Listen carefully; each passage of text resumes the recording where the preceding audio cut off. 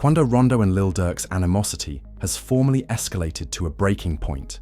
It was clear from the start that things would spiral out of control when blood was shed between Rondo and Durk's crew. A startling, never-before-seen video has now gone viral, allegedly showing Lil Durk assaulting Quando Rondo. Since it's impossible to ignore this kind of drama, let's examine what actually transpired and how it impacts the game, that one. In reality, the shooting began the day before the shooting, on August 18th, 2022. A long-standing F associate, who was only named as co-conspirator 4, allegedly gave the information that Quando Rondo was lodging at a motel in Los Angeles, according to the court filings. Upon discovering Quando's location, Lil Durk's group promptly implemented their plan. Several members, including Houston's Asa FC Boogie, the Keith Jones Flocker David, and DeAndre Dantrell Wilson, also known as D, immediately made plans to fly to California. Investigators later discovered an intriguing detail. Brian Lindsay, Brown Eyes purchased one-way tickets from Chicago to San Diego, as did another individual who was only identified in court documents as a co-conspirator. The tickets were bought with the credit card of co-conspirator 3, who is also associated with F and Lil Durk, according to federal investigators, which is incriminating. To make matters worse, investigators discovered text messages that appear to show Lil Durk was directly involved in the planning of the operation. When co-conspirator 3 was traveling to California, Lil Durk's phone number was used to text him, "Don't book any flights under any names involved with me." This message makes it abundantly evident that the F members were aware of the potential legal consequences and tried to avoid being associated with the plot. "I'm heading to Los Angeles," DDD reportedly wrote in an Instagram post to a friend. Further establishing their presence in the area, federal authorities also assert that Lil Durk was not staying in Chicago at the time of the shooting. FF, Lil Durk, and another associate, Vonnie, boarded a private plane to Los Angeles on the same day they arrived. That investigators assert Vanny used a credit card in Lil Durk's name to pay for and rent a room at the Sheraton Universal Hotel in Universal City, California, which later served as the headquarters for Flocker Brown Eyes, FDD Boogie, and co-conspirator 2. Varney finished the preparations by renting a white BMW and a white Infiniti with fake license plates, which would later be used to follow Quando Rondo across Los Angeles. In yet another piece of incriminating evidence, Vonnie was tracked by GPS to a Big 5 sporting goods store where he paid cash for 4 ski masks. Authorities say Vanny met with Flocker Brown Eyes and co-conspirator 2 to give them firearms, including one that was modified to function as a fully automatic machine gun, possibly a Glock with an illegal switch attachment. On August 19, 2022, the day of the shooting, Quando Rondo, his cousin Sava Robinson, also known as Low Pob, and others left their hotel in Los Angeles and got into a black Cadillac Escalade, not realizing that they were being followed by 2 vehicles. The white BMW, allegedly driven by Vonnie with passengers Flocker Brown Eyes and co-conspirator 2, and the white Infiniti, using fake license plates. The 2 cars followed Quando's Escalade around Los Angeles for a terrifying number of hours, waiting for the perfect opportunity to carry out the kill they had followed. The attackers remained motionless during these stops, perhaps anticipating a better opportunity or a more remote location, until Quando's Escalade pulled up to a mobile gas station across from the Beverly Center shopping mall, where Lou Pabuando's cousin got out to fill up the tank, sensing their opportunity. Rumor has it that the BMW pulled up to the gas station itself, while the Infiniti parked in an alley behind it for a quick getaway. Flocker Brown Eyes and co-conspirator 2 exited the vehicle when the BMW driven by Phony pulled away, wearing this black ski mask they had purchased the day before. In a cruel turn of events, the 3 masked individuals then approached the Escalade and began shooting, firing at least 18 rounds at the car.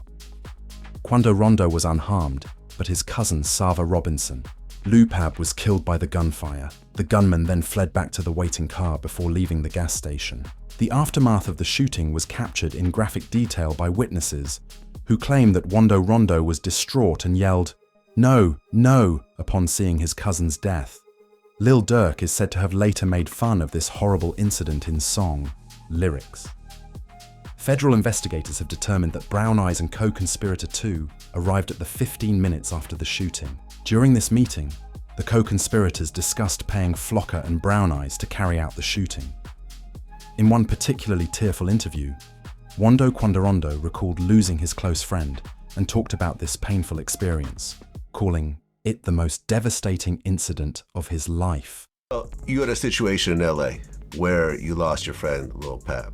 He actually died in your arms, and you said that that changed you forever. But bro, that's the main reason I just said that's the main reason.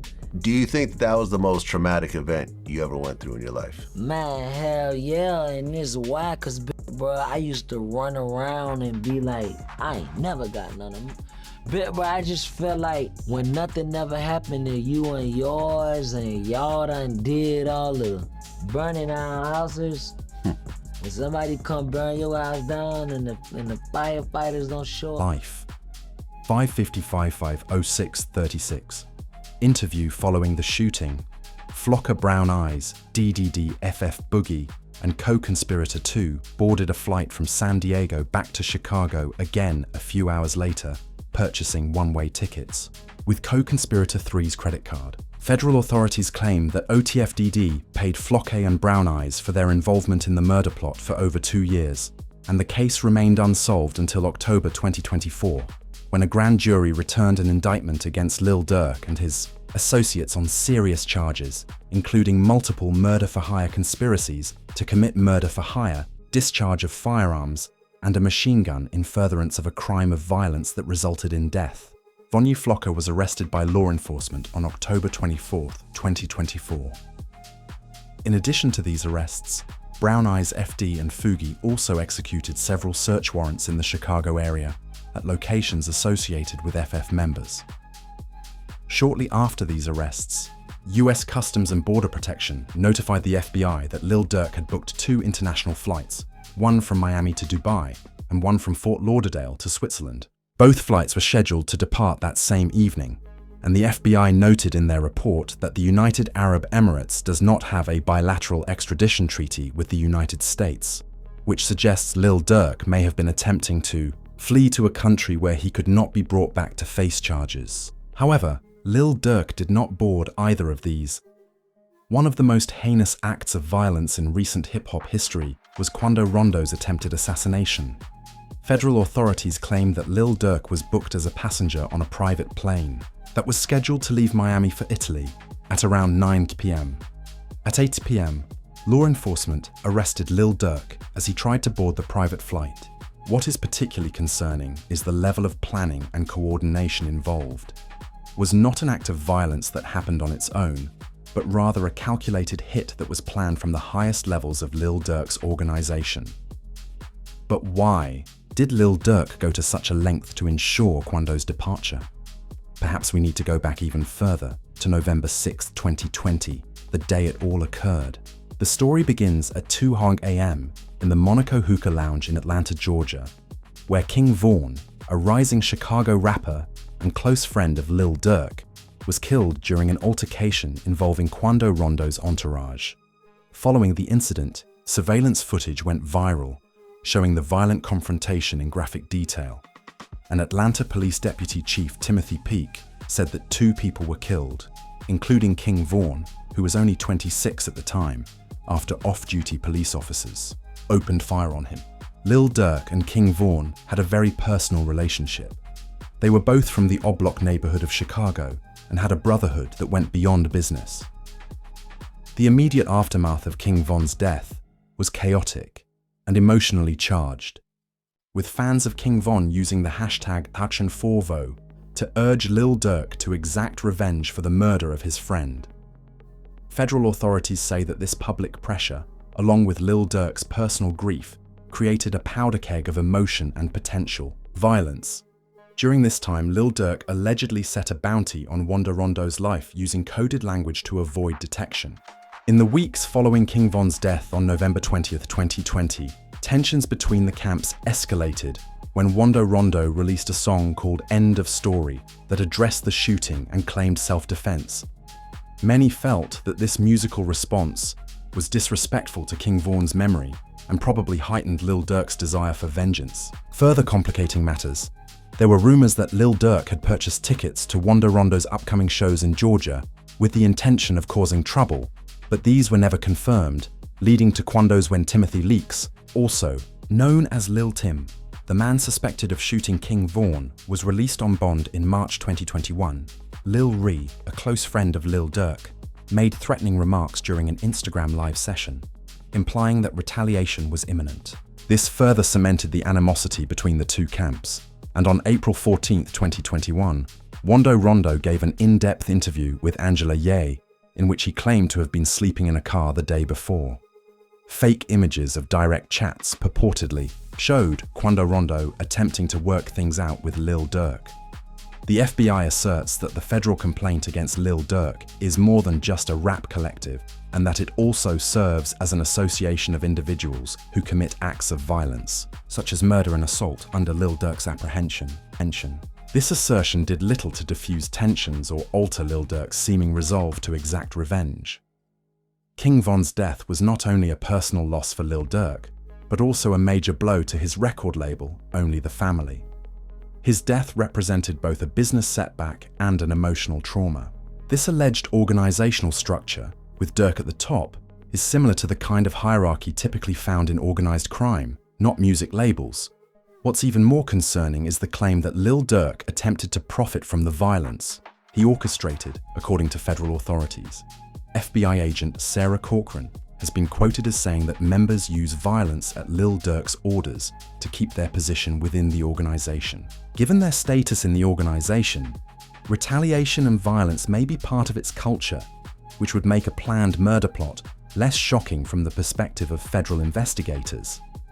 Federal prosecutors cited the lyrics, which are chilling. In their specificity, they got an attractive location, a green light, go, go, go, go, go. Look at the news and see your son screaming, no, no, a few hours after the shooting, a flock of brown eyes. If the allegations are true, this shows an extraordinary level of callousness that goes beyond simply planning a murder. DDF Boogie and co-conspirator 2 boarded a flight from San Diego to Chicago, and their credit card in the name of co-conspirator 3 was used to pay for the one-way tickets. When considering all the evidence, including song lyrics and the bereaved family, the motive for the hit on Quando Rondo seems to be clear. Attorney Martin Estrada has explicitly stated that Lil Durk planned the murder for a higher plot in retaliation for King Von's death, a motive that is supported by multiple sources and fits with the timeline of events that followed Von's death. What's particularly striking about this case is the period of time that passed between King Van's death in November 2020 and the attempted hit on Wando Rondo in August 2022, nearly 2 years, which suggests a level of patience and calculation that makes the alleged plot even more unsettling than an immediate, impulsive reaction. The federal allegations paint a picture of a long simmering desire for revenge that was eventually, when the opportunity presented itself, he took action. Wando Rondo's own about the impact of the shooting in interviews further highlight the personal nature of the feud. He has called it the most traumatic event of his life, drastically changing his perspective. The death of his cousin Lou Pab, whom he described as a close friend who actually died in his arms, left him with deep emotional scars. Tensions between Rondo and Lil Durk continued to simmer in the years following King Von's death, occasionally erupting in the form of social media posts and diss tracks. In the years following King Von's death, tensions between Rondo and Lil Durk continued to simmer, creating an environment where violence seemed all but inevitable, while the alleged murder plot failed to kill its intended target. Savia Robinson's mother, Andrea L'Aquila Robinson, filed a wrongful death lawsuit against Lil Durk, his business manager, and his record label in February 2025, demanding that Lil Durk be held accountable for her son's death. This tragic outcome has resulted in further legal complications for Lil Durk. The feud between Lil Durk and Quando Rondo is one of the most violent and consequential beefs in recent hip-hop history. What began as tension between artists escalated into a situation where deaths occurred and others were permanently altered by the alleged murder for a higher plot. If proven in court, the case would represent an extreme escalation of violence in the industry, going beyond social media posts and diss tracks to coordinated attempts at murder.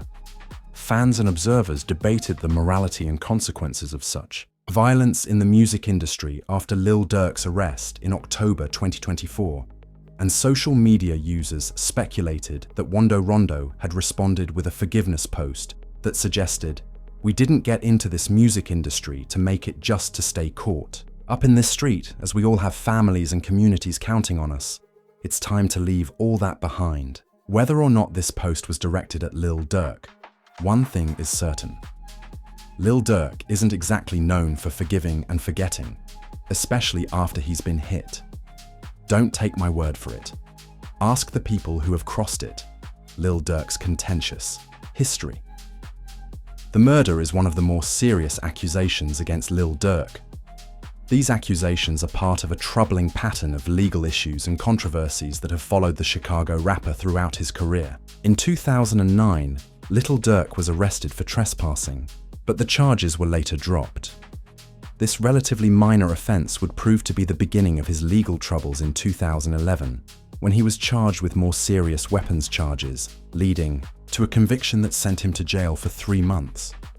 This early incarceration experience would become a significant part of his backstory as an artist, with real ties to the streets.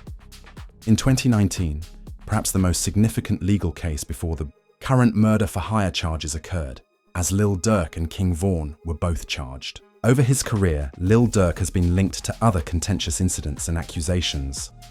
In October 2024, the mother of another slain Chicago rapper, FBG Duck, filed a wrongful death lawsuit against Lil, who was accused of attempted murder in connection with an Atlanta shooting in which a man was allegedly shot and robbed outside a well-known Atlanta drive-in restaurant after turning himself in. It's interesting to note that both Durk and Vaughn were imprisoned before being released on bond. Lil Durk and his organization were accused of operating as a criminal enterprise with violence as a key component of their operations, according to the lawsuit filed by his mother. While Durk has not been charged with any crimes related to Duck's death, the civil lawsuit adds another level of violence to the allegations against him and his organization, and there are disturbing links between Lil Durk and the death of Stefan Mack in January 2022, who was thought to be a gangster disciples leader, according to reports that authorities suspect Mack's involvement in this case. The pattern of retaliatory violence is consistent with the accusations in the Wando Rondo case. Even though Durk has not been charged in connection with Mack's death, Durk's music has been controversial in terms of its potential to incite violence. According to some reports, his early hit, L's Anthem, 2012, fueled tensions between rival gangster disciple factions in Chicago. The murder-for-hire plot against Wando Rondo represents a significant escalation in terms of the alleged criminal activity's severity and coordination, involvement that is far more serious. According to the federal indictment, Lil Durk founded Only the Family in 2010 as a company that produced and distributed hip-hop music by mostly Chicago area artists. But federal authorities allege that OTF operated as much more than a record label. In fact, OTF acts as an association of individuals who commit violent crimes, including murder and assault, under Lil Durk's supervision. To maintain their position in the indictment, F is described as an organization that strategically and systematically uses violence, which raises the charges against Durk from those of an individual committing a crime to something more akin to the head of an organized criminal enterprise. The seriousness of the situation is highlighted by the fact that Lil Durk was charged with a new 4-count superseding federal indictment on November 7, 2024, following his arrest on October 24, 2024, as well as one new count of using interstate facilities to commit murder for hire resulting in death, and one new count of using, carrying, and discharging firearms and a machine gun, and possession of such firearms in furtherance of a crime of violence resulting in death. He has pleaded not guilty and hired renowned defense attorney Drew Findling, who has represented high-profile clients like former President Donald Trump.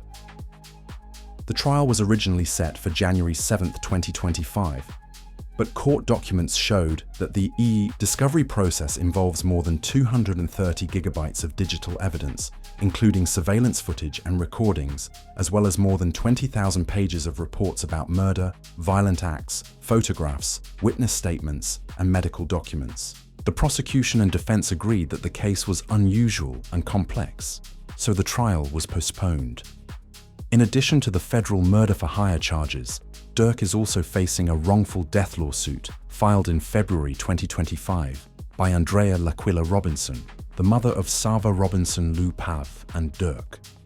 Federal authorities have noted that Durk booked 3 separate international flights in quick succession on the day of his arrest. One to Switzerland, one to Dubai, a country that does not have an extradition treaty with the United States, and finally, a private flight to Italy, which he was attempting to board during his arrest.